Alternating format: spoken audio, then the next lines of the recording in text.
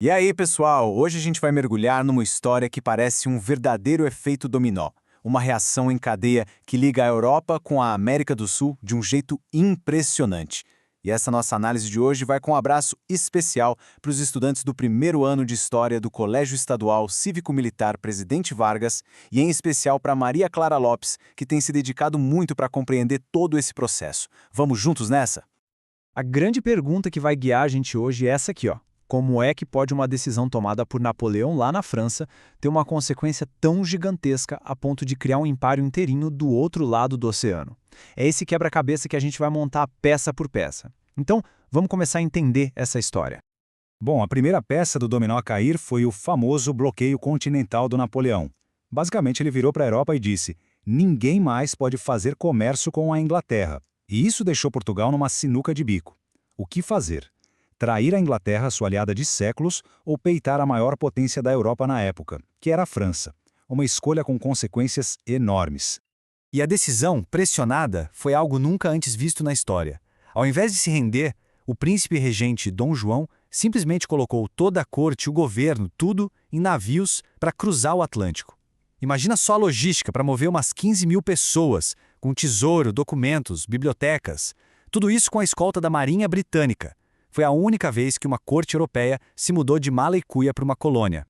E com essa fuga, o impensável aconteceu.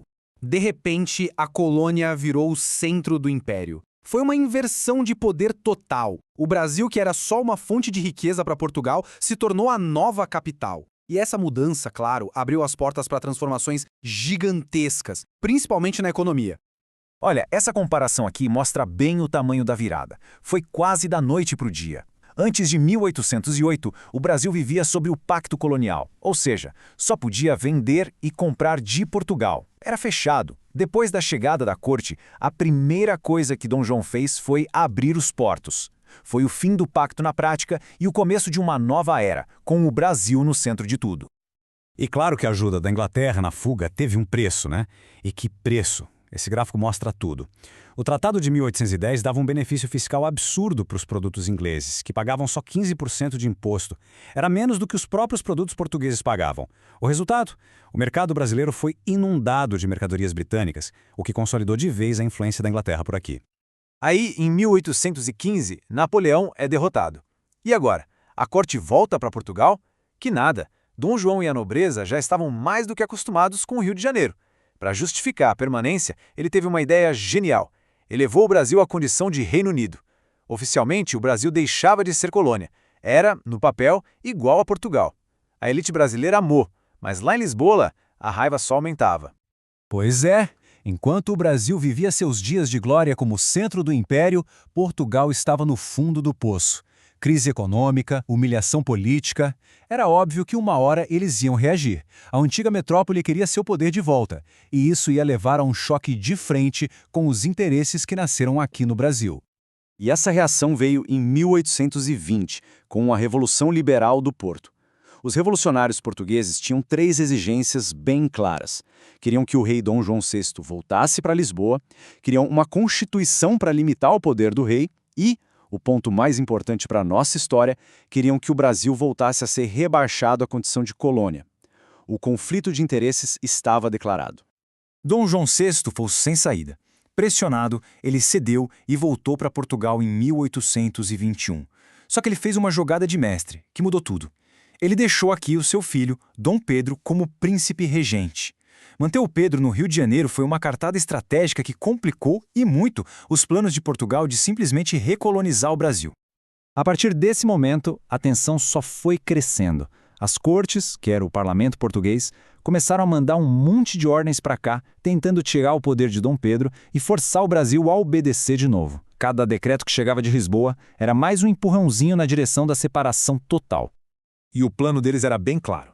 Primeiro, tentaram isolar o Rio de Janeiro, mandando as províncias falarem direto com Lisboa. Depois, tentaram tomar o controle militar. E, por fim, veio o golpe final, o ultimato, ordenando que Dom Pedro voltasse para Portugal imediatamente. O recado era: vamos apagar tudo o que aconteceu desde 1808.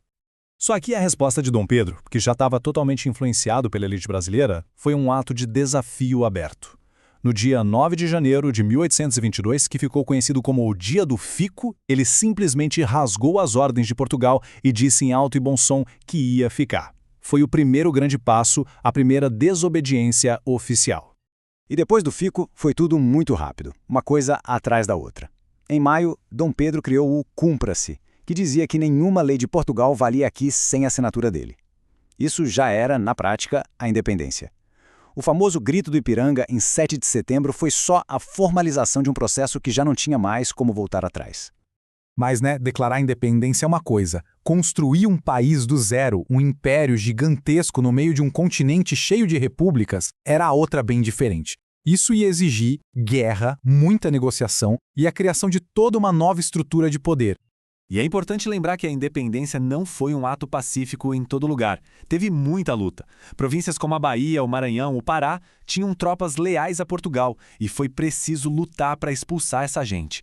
Nomes como o de Maria Quitéria se destacaram nessas guerras. É por isso que, na Bahia, a data mais importante é o 2 de julho, que é quando eles finalmente expulsaram os portugueses. Para existir de verdade no mapa, o Brasil precisava que outros países o reconhecessem. Os Estados Unidos foram os primeiros. Mas o reconhecimento de Portugal, o mais importante, custou caro. 2 milhões de libras esterlinas de indenização. Dinheiro que o Brasil não tinha e pegou emprestado, adivinha de quem? Da Inglaterra, que em troca garantiu seus privilégios comerciais. Com a situação mais calma, era hora de organizar a casa. A Constituição de 1824, que foi imposta pelo imperador Dom Pedro I, definiu como o Brasil ia funcionar. Seria uma monarquia, o catolicismo seria a religião oficial e um ponto-chave, o voto era censitário, ou seja, só votava quem tinha dinheiro. E essa Constituição moldou o país por mais de 65 anos. E essa Constituição tinha uma invenção bem brasileira, o poder moderador. Era um quarto poder, além dos 3 clássicos. Esse poder era exclusivo do imperador e dava a ele o direito de intervir em todos os outros. Na prática, era o que garantia que Dom Pedro I tivesse um poder quase absoluto, centralizando tudo nas mãos dele. E tudo isso nos leva a uma reflexão final. A independência do Brasil manteve a monarquia, a escravidão e uma sociedade extremamente desigual. Então a pergunta que fica, e que é uma ótima discussão para os estudantes do presidente Vargas e para todos nós, é: o que será que desse império, com seu poder tão centralizado e suas estruturas sociais, a gente ainda consegue enxergar no Brasil de hoje? É aquele exercício de olhar o passado para entender o presente.